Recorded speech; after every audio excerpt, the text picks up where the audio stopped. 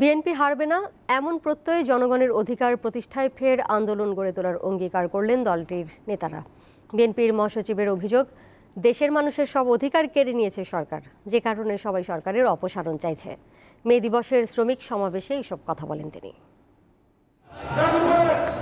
মহান মে দিবসের শ্রমিক সমাবেশ ও র্যালিতে যোগ দিতে দুপুরের পর থেকে রাজধানীর নয়াপল্টনে বিএনপির কেন্দ্রীয় কার্যালয়ের সামনে জড়ো হতে শুরু করেন বিভিন্ন স্তরের নেতাকর্মীরা।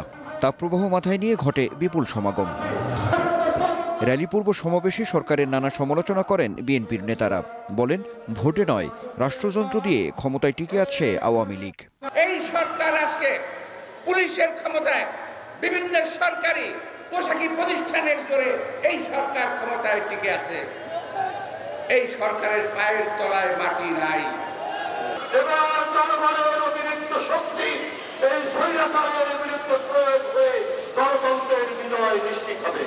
বিএনপি মহাসচিব বলেন, মানুষের সব অধিকার কেড়ে নিয়ে সরকার অপরাধ করেছে। আজকে শুধু অতি বাম অতি ডান নয়, আজকে সমগ্র বাংলাদেশের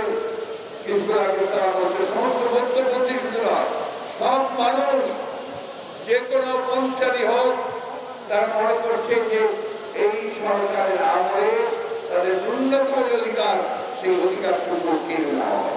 আরও ত্যাগ স্বীকার করে আগামীর আন্দোলনে সবাইকে ঐক্যবদ্ধ হওয়ার আহ্বানও জানান তিনি।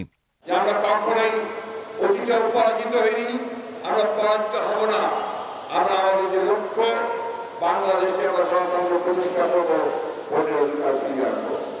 পরে কেন্দ্রীয় কার্যালয়ের সামনে থেকে একটি র্যালি বের করা হয়। নাইটিঙ্গেল মোড় ঘুরে ফের নয়াপল্টনে গিয়ে শেষ হয় আয়োজন।